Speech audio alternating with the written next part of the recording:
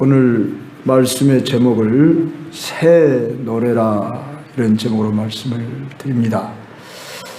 한마디로 오늘 이 말씀은 지난 주에 이어 계속되는 내용인데, 어린 양이 나와서 보좌에 앉으신 이로부터의 오른손에 두루마리를 취하게 됩니다. 즉 어린 양 대신 예수님이 보좌에 앉으신 성부 하나님으로부터 두루마리를 취하게 되니까 네 생물과 24장로들이 엎드려 각각 검은고와 향이 가득한 그 금대접을 통해서 이제 그 향이 올라간다고 했습니다. 그 향은 성도들의 기도입니다.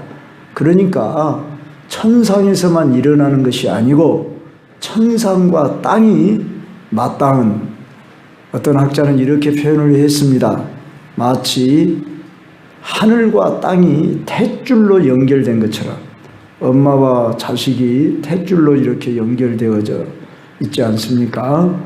뱃속에 있을 때 그런 것과 같이 하늘과 땅이 우리가 지금 눈에 보이지 않지만 연결되어져 있는 그런 모습과 같다, 이런 표현을 했는데, 바로 여기 네 생물과 24장로들이 새 노래를 부르고 있더라 하는 것입니다.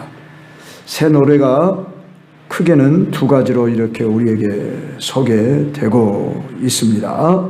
그랬을 때 여기 새 노래란 최근 노래라 그런 뜻이 아니라, 즉 시간이 지나 지금 가장 가까운 최근 노래라는 의미가 아니라 질적으로 새롭게 된 노래라, 원문의 단어에 의하면 그런 의미랍니다.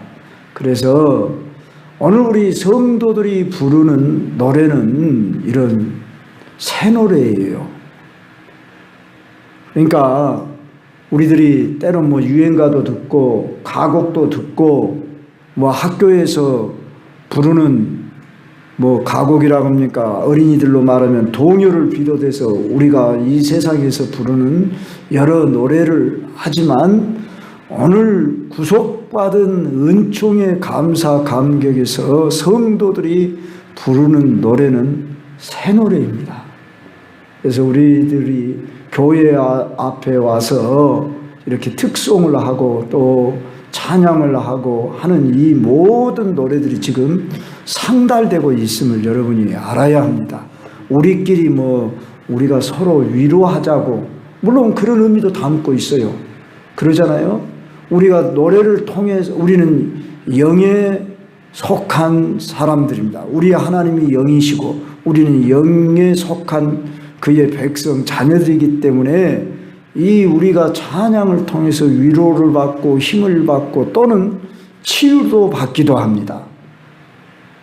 이제 수요일 밤에 말씀을 들어보면 알겠지만은, 다윗이 수금을 탈 때 이 사울왕이 그 악한 영에 사로잡혀서 아주 그냥 고통 중에 있을 때 다윗이 수금으로 찬양을 할 때에,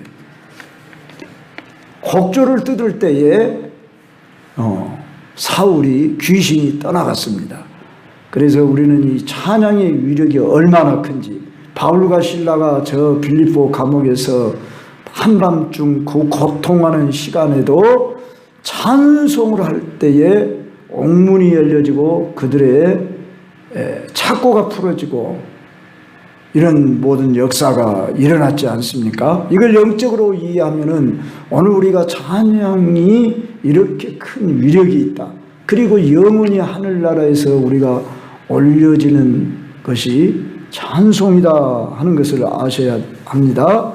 그런데 이 두루마리를 취하시자 네 생물과 24장로들이 엎드려 경배하면서 새 노래를 부르는데, 합당하시도다 첫 마디가 그렇게 나옵니다. 우리 한글은 그렇게 우리 한글도 그렇게 나왔군요. 합당하시도다. 이 합당하시도다 하는 말이 원문에 보면 악시오스 그런 단어입니다. 강조적으로 앞에 나왔는데 무엇이 합당하냐 하면 임봉을 떼기에 합당하시도다. 누가 임봉을 뗐어요? 우리 주 예수 그리스도께서. 언제 임봉을 뗐냐? 십자가에서 죽으시고 부활하심으로 승리할 때 이미 임봉이 떼졌다. 이렇게 해석해야 합니다. 이해해야 합니다. 어떤 분들은 앞으로 떼질 것이다 뭐 이렇게 미래적으로 보는데 이미 예수님이 이제 십자가에서 죽음과 부활로서 이 감추었던 계시가 다 열려졌습니다. 그래서 계시록은 열려진 책이라고 말입니다. 감추어진 책이 아니에요. 그래서 임봉이 떼졌어요. 누가 떼셨다고요? 우리 주 예수 그리스도께서. 그래서 합당하시도다. 그분은 일찍이 죽음을 당하셨다. 왜 합당하냐? 죽음을 당하셨기 때문에 합당하시다. 임봉을 떼기에 합당하시다 그 말이에요. 그분의 희생으로 말미암아서 우리가 계시를 알 수 있도록 하나님이 예수 그리스도 이름으로 우리에게 이 계시의 책을 알게 하셨다 그런 말씀입니다. 그러면 그분은 또한 어떤 의미에서 합당하냐 그러면 각 족속과 방언과 백성과 나라 가운데서 자 여기 각 족속 방언 백성 나라 이 말은 다니엘서에서 자주 반복되는 계시록에서도 반복되고 다니엘에서도 반복되는 인종과 어떤 나라 간의 거리나 위치나 언어나 어떤 신분 상관없이 얼마든지 예수님을 주라 부르시는 자들에게는 다 합당하도록 사람들을 피로 사서 누구 피로? 예수 그리스도의 피로 사서 하나님께 드리셨다. 우리 주 예수 그리스도께서 지금으로부터 약 2000년 전에 저 갈보리 산상에서 다 이루었다 하셨을 때 이제 이 계시가 열려지기 시작했습니다.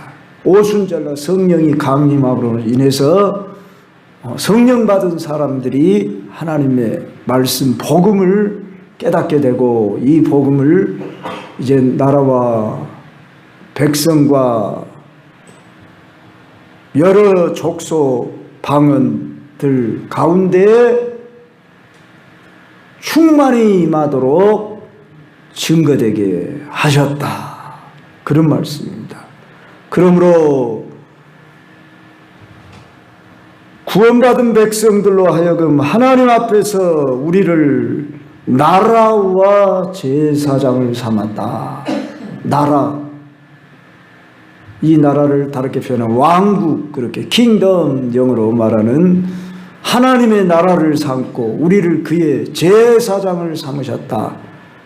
이것이 미래적으로 이루어질 것이다. 이렇게 해석하는 분들인데 현재적으로 이루어진 천국을 말하는 것입니다. 이미 하나님 나라가 시작되었고 우리들은 제사장들입니다. 그러므로 우리가 하나님 앞에 이렇게 나와서 예배드릴 수 있는 것입니다. 우리가 저 로마교회 가톨릭과 다른 점이 뭐냐 그러면 그들은 신부 사제가 대신 제사를 드려주지만 우리는 우리 각자가 예수 그리스도 이름으로 베드로전서 2장 10절에 의한 말씀처럼 너희는 택하신 족속이 왕 같은 제사장들이란 말이에요. 우리는 이 땅에서 왕 노릇하며 제사장적 사명을 가지고 그 일을 하나님 앞에 이루어드려야 돼요. 그래서 주기도문에서 너희는 이렇게 기도하라. 하늘에 계신 우리 아버지여, 뜻이 하늘에서 이룬 것 같이 땅에서도 이루어지이다. 하나님의 뜻이 이 땅에서 이루어지도록 하기 위해 저와 여러분을 나라와 제사장 삼았습니다. 나는 왕 같은 제사장. 왕이 뭡니까? 왕은 통치, 다스리는 자지요. 우리는 모두가 다 왕이에요. 그래서 내 맘대로 한다는 그런 무력, 폭력을 행하는 왕이 아니라 우리의 영원한 만왕의 왕은 예수 그리스도고 그분의 통치 아래에서 우리는 그와 한몸 되어 왕되고 제사장 되어 이 땅에서 하나님의 뜻을 이루어갔습니다. 이게 종교개혁의 가장 큰 모토입니다. 그래서 우리 기독교는 개혁 종교입니다. 저 구교에서 우리는 새로운 종교를 만든 게 아니라 썩어 빠진 구습과 어떤 율법의 아래에서 고쳐 새롭게 성경대로, 그래서 오직 성경, 오직 믿음, 오직 은혜, 오직 예수, 이러한 모토 아래에서 우리는 우리가 왕되고 제사장 되어 주님을 섬기는 이 일을 이루어가는 것입니다. 교회 안에서만이 아니라 여러분들의 각자의 직업 현장 아래 삶 현장 속에서 나는 그리스도의 왕 같은 제사장이다 하는 이 신분 사명을 잃지 말아야 됩니다. 그러므로 여러분은 떳떳하고 담대히 하셔야 됩니다. 부끄럽지 않은 사람들, 여러분들이 세상 사람들을 두려워하거나 부끄러워하는 것은 사단이 주는 하나의 속임수인 겁니다.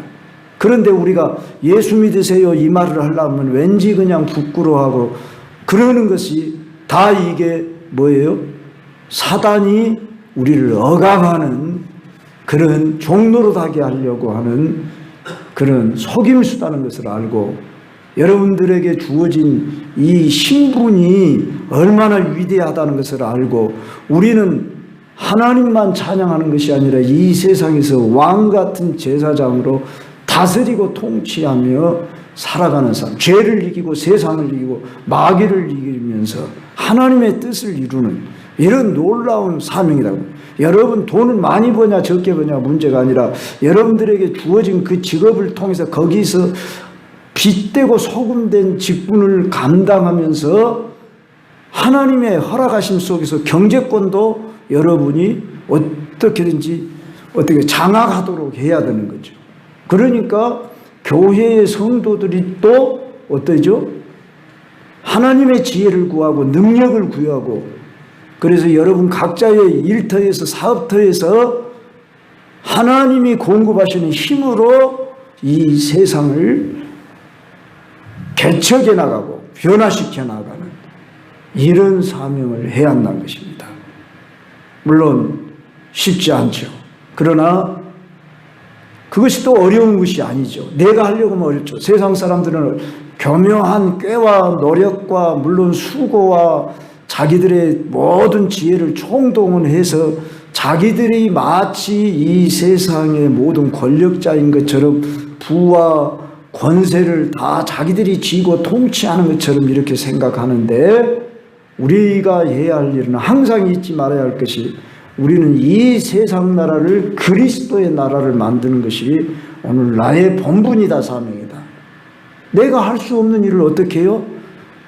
과학자, 경제자, 정치학자들을 우리가 전도하면 되잖아요. 정말 그들의 마음이 변화되게 하면 되잖아요. 그래서 그들로 하여금 하나님 나라를 위해서 살도록 그리고 나에게 주어진 삶의 현장에서 내가 작지만 소박하지만 내가 할 일이 무엇이냐? 내가 세상 사람과 비교할 필요가 없어요.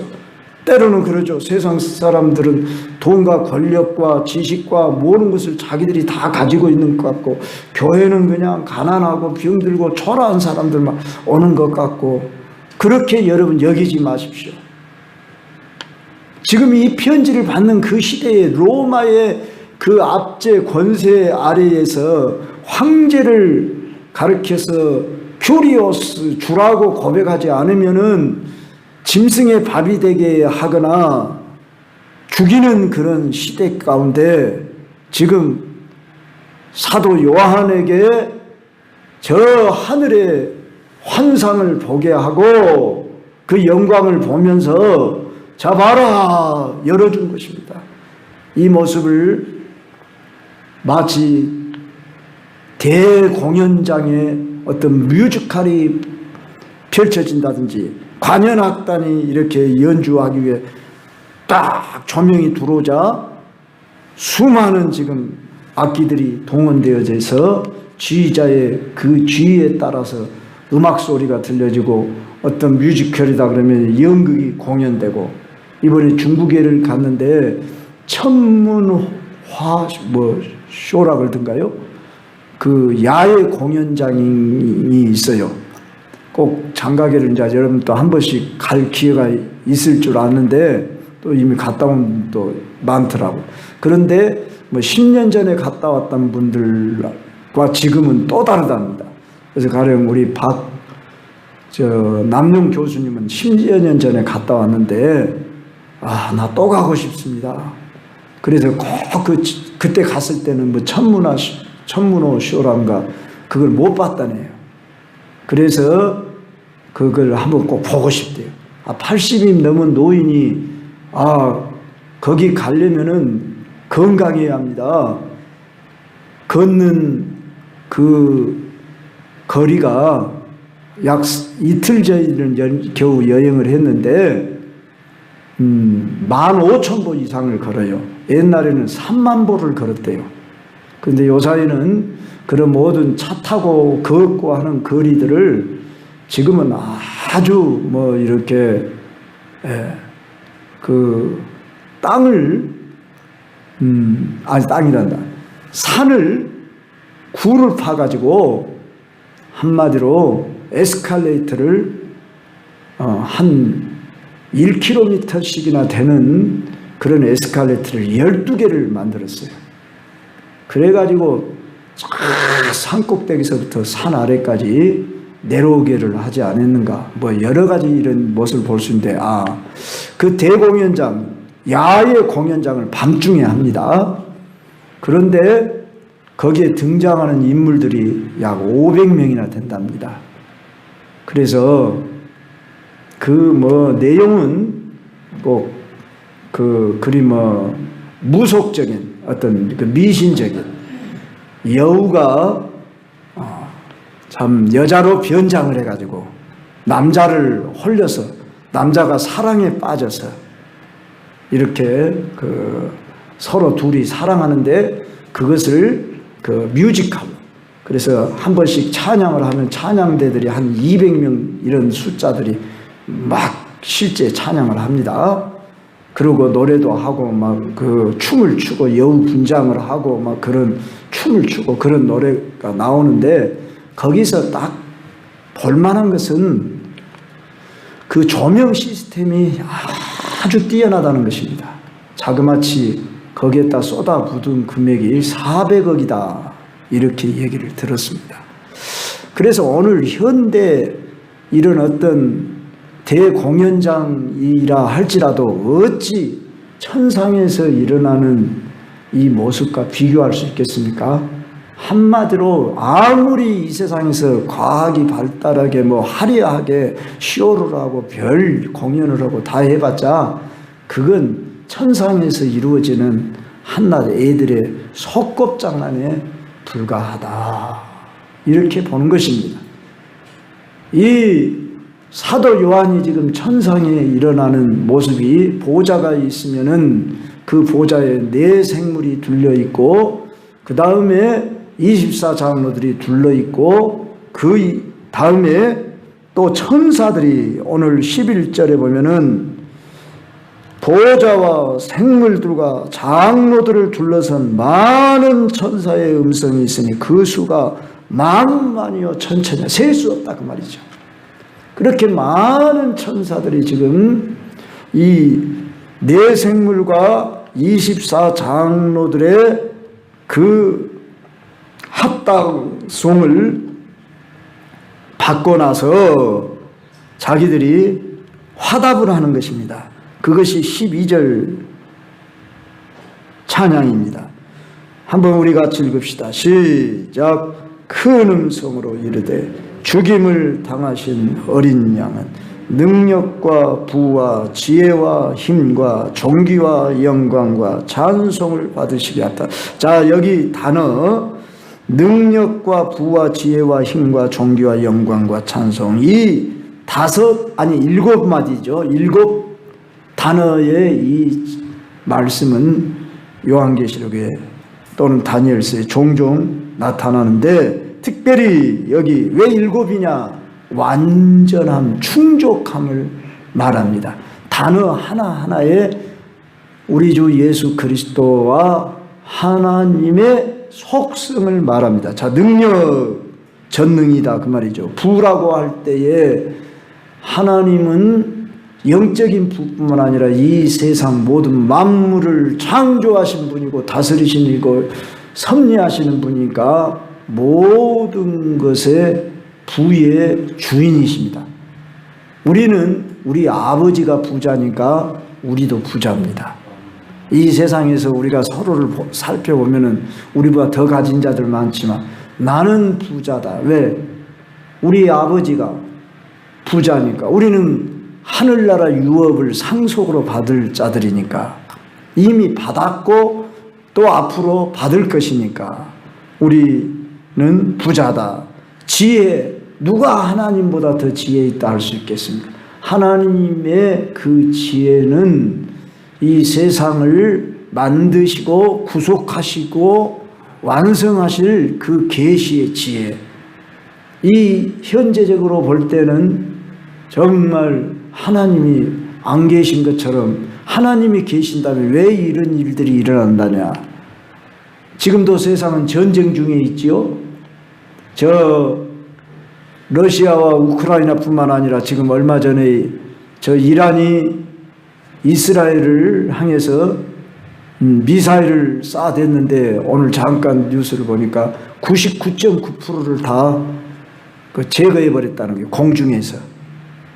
이만큼 지금 과학이 발달되고 또 과학전쟁이라고 할 수 있죠. 그래서 지금 이란과 이스라엘의 전쟁, 앞으로 제5차 중동전쟁도 일어날지 또 세계전쟁이 일어날지 상위태로운 상황이 있지만, 이 모든 것의 주관자는, 통치자는 하나님이시다.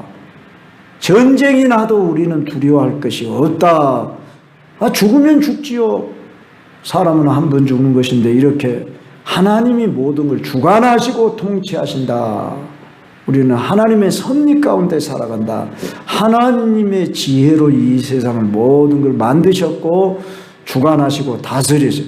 불합리하게 보이고 부조리하게 보이고, 참 하나님이 계시다고 하면 어찌 이런 일이 일어날 수 있어요? 이렇게 말할 줄, 그건 사람의 생각이다.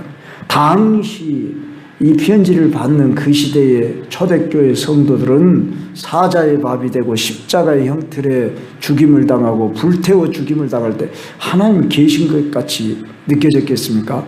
그런데 성도들은 어땠습니까? 그 원형 경기장 앞으로 가면서도 웃음을 잃지 않고 그들이 그곳을 향해 들어가는 모습을 보고, 누굽니까?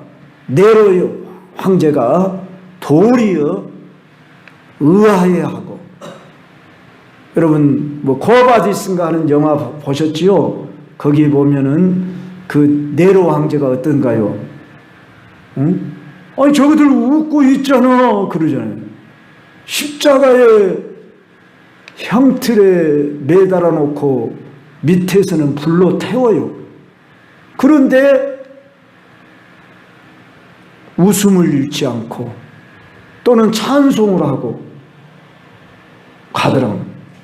이해할 수 없고 설명할 수 없는, 이런 성령이 충만하면 모든 걸 감당할 수 있는 능력을 실제로 구비한다는 것을 역사가 증명해요.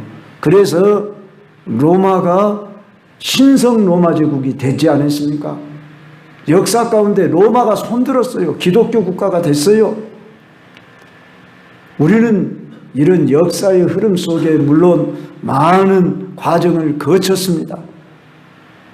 우리가 받은 이 복음이 지금도 온 세상 만민에게 전파되고 있습니다. 저 중국의 모택동이 문화혁명을 일으켜서 다 종교를 말살하고 성경책 불태우고 교회 불태우고 교회가 없어진 줄 알았습니다. 그런데 등소평이 어땠어요? 이제 등소평이 새로운 정책을 폈지요. 그러고 보니까 문호를 개방하고 보니까 수천만 명이 지하교회가 더 불어나 있었어요. 지금도 저 북한에 성도들이 없고 교회가 없다. 가령 봉숙교회나 칠골교회 하는 두 교회만 명목상으로 만들어놨습니다. 성도들도 목사라고 하는 사람도 명목상으로 세워놨습니다. 그래서 외국인들이 온다 그러면 우리도 이렇게 교회가 있고 예배를 드린다 그리고 두 교회만 인정을 해놨는데 실제 탈북자들의 증언에 의하면 지하 교회의 성도들이 최소한 30-40명 이상 되리라. 정확한 숫자는 알 수 없지만은 그래서 어쩌면 우리 한국 성도들보다 저들이 더 신실한 믿음을 가지고 있다. 이렇게 보기도 합니다. 성도 여러분, 하나님의 지혜, 그분의 힘, 존귀함, 영광과 찬송을 받으시기에 합당하도다 하는 이 말씀. 자, 누가 합당하다고요? 우리 주 예수 그리스도. 그분은 능력과 부와 지혜와 힘과 존귀와 영광과 찬송을 받으시기에 합당하도다. 오늘 우리들이 부르는 찬송도 합당송으로 하나님 영광과 찬송과 존귀와 부와 지혜를 받으시기에 합당하십니다. 옳소이다. 어떠한 상황 속에서도 주님이 오르십니다. 내가 비록 지금 이렇게 낮아지고 비천하고 연약한 중에 있을지라도 주님은 영광을 받으시기에 합당합니다. 그렇게 여러분이 올려드린 찬송이 되어야 할 것입니다. 내가 또 들으니 누가 들었어요? 사도 요한이 하늘 위에와 땅 위에와 땅 아래와 바다 위에와 또 그 가운데 있는 모든 피조물 만물도 이제 뭐하고 있다고요? 찬양을 하고 있습니다. 보좌에 앉으시니와 어린 양에게 찬송과 존귀와 영광과 권능. 여기는 네 가지로 말하고 있어요.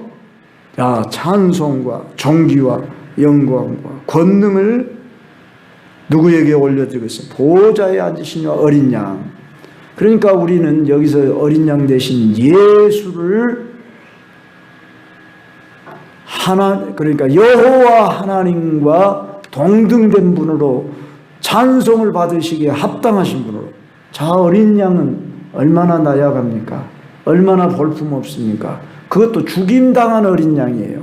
그런데 그분은 천상에서 지금 찬송과 존귀와 영광과 권능을 받으시며 세세토록 그 영광을 돌릴지어다. 이렇게 이제 만물이 찬양을 할 때에 거기에 화답하는 내생물이 아멘. 24장로들은 엎드려 경배했다 하는 것입니다. 여기서 저는 이제 교훈적인 적용을 해봅시다. 오늘 성도 여러분, 저와 여러분은 하나님 나라와 제사장 된 위치에서 우리가 할 일은 이 세상에서 경배와 찬양을 돌리는 일을 쉬지 않아야 합니다. 그래서 교회에 나와 예배하면서 찬양 드리는 이 시간이 우리에게 있는 최대 권리를 우리는 사용하는 시간입니다. 마땅히 성도의 할 일은 호흡이 있는 자마다 여호와를 찬양하라. 왜 우리는 찬양해야 합니까?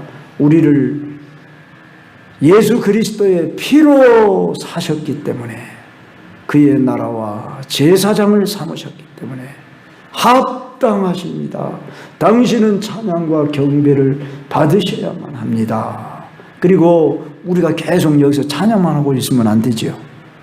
여러분은 세상에 나아가서 여러분에게 주어진 일과 사명을 감당해야 합니다.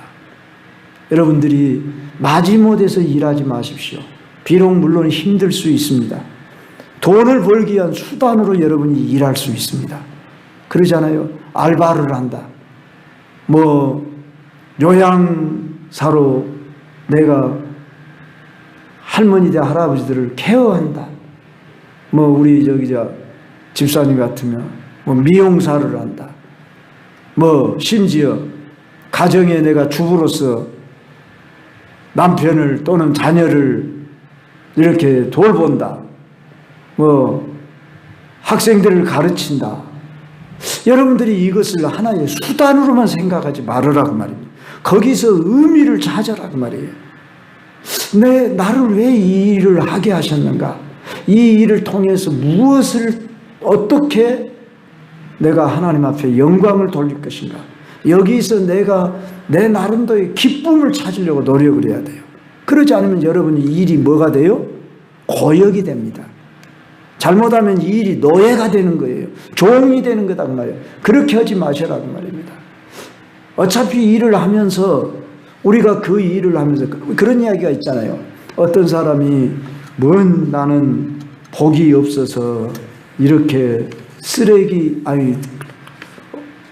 도로에 청소나 하고 있는 이런 나는 참 볼품없는 이런 세상에 나같이 복이 없는 이런 사람이 있다냐고 그런 말을 하는 투덜거리는 말을 들었습니다. 누구죠? 유명한 그 부흥사인 누가 들었습니다. 그래서 그 부흥사가 그랬더래요. 그 사람에게 당신은 지금 하나님이 만든 이 창조 세계 지구의 한 모퉁이를 담당하고 지금 청소를 하고 있는 것입니다. 제가 충분히 설명은 못 해드리겠습니다만 그 정도 그 의미로 말을 했습니다. 하나님이 만드신 이 창조 세계의 한 모퉁이를 담당해서 지금 청소를 하고 있습니다. 깨끗게 하고 있습니다. 이 말에 그 사람이 감동을 입어서 참 기쁨으로 그 일을 했다 그 말입니다. 우리가 지금 하고 있는 일에서 의미를 찾고 하나님이 내게 맡겨주신 직분, 이걸 천직이라고 말해요. 하늘이 준 직분이다. 그래서 여러분들은 만나는 사람들과의 관계 속에서 빛을 드러내시고 영향력을 행사할 수 있도록 그것을 통해서 여러분들이 지금 하나님 앞에 찬양과 경배를 돌리고 있는 것입니다. 입으로만 꼭 찬송가를 불러야만 찬양이 아니라 여러분들의 이 몸으로 일하고 수고하며 봉사하고 살아가는 모든 삶이 지금 찬양과 경배의 도구로 쓰임받고 있다고 말입니다. 여러분들에게 돈이 벌려지게 하는 것은 이 돈을 통해서 하나님 나라를 위하여 쓰시고 가족을 위해 쓰시고 또 여러분들이 그 필요를 채워서 이 땅에서 여러 가지로 사명을 감당하기 위해서 돈도 모으고 저축하는 것도 결국은 뭐예요? 나 잘 먹고 잘 살고자 하는 게 아니라 그 정도는 물론이고 하나님이 채우신다고 했지 않습니까? 저 들의 백합화를 봐라. 공중에 나는 새를 보라. 하나님이 먹이시고 입히시고 기르지 아니하더냐. 하물며 천부께서 너희들에게 구하는 것을 주시지 않겠느냐. 너희는 먼저 그의 나라와 그의 의를 구하라. 그러면 이 모든 것을 더하시리라. 그의 나라, 하나님의 나라, 그의 의를 위해 우리가 수고하고 애쓰면 너희 먹고 입고 쓰는 거 그런 거 염려하지 않아도 된다. 다 채운다. 우리는 찬양과 경배를 돌리고 영광만 돌리면 되는 거예요.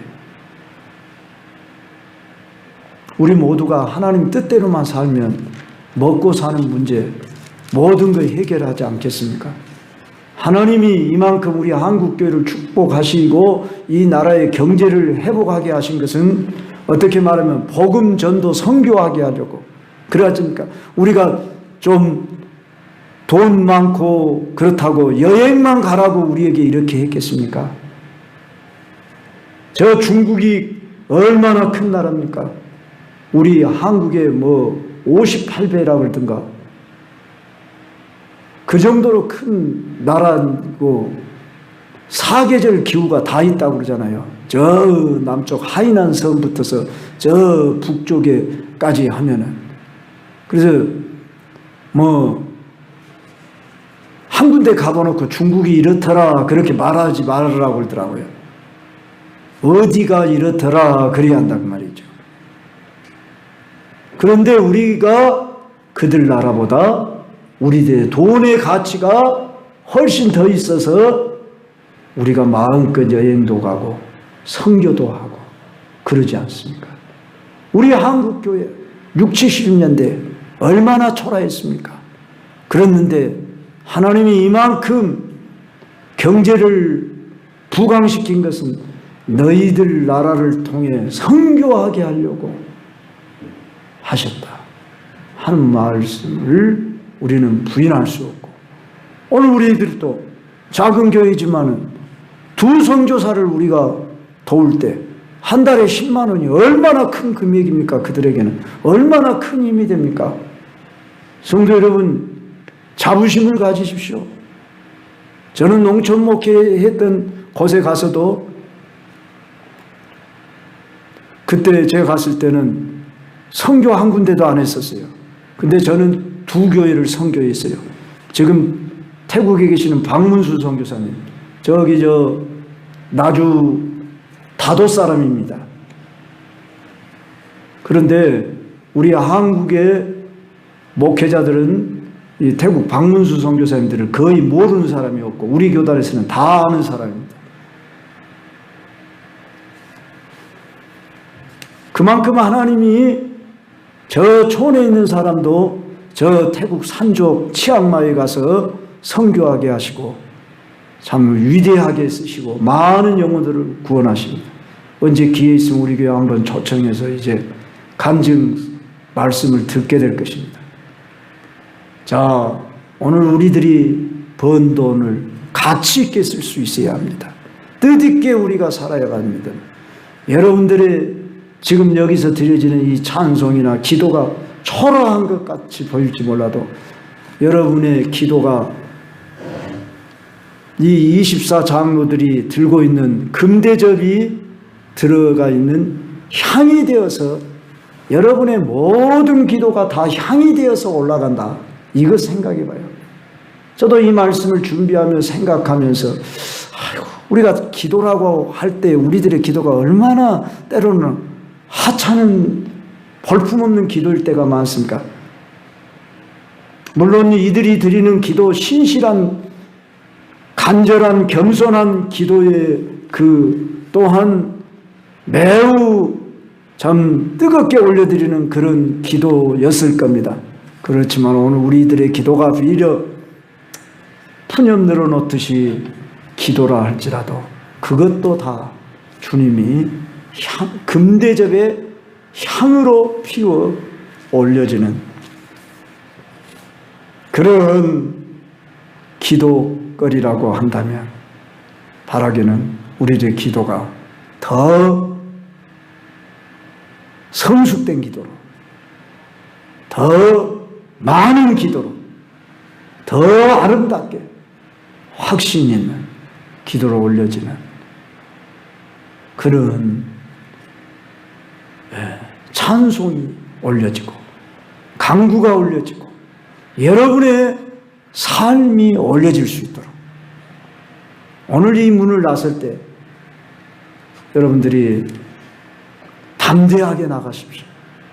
기쁘게 나가십시오. 즐겁게 나가십시오. 힘있게 나가십시오. 여러분들의 삶 속에 비록 힘들고 지치고 어려운 일들이 있을 겁니다. 그러나 잊지 마실 것은 지금 저 하늘의 천상에 많은 천사들이 우리를 지켜보고 응원하고 있다는 사실 기억하시고 세상에서 왕 같은 제사장으로 살아가시길 주의 이름으로 축원합니다.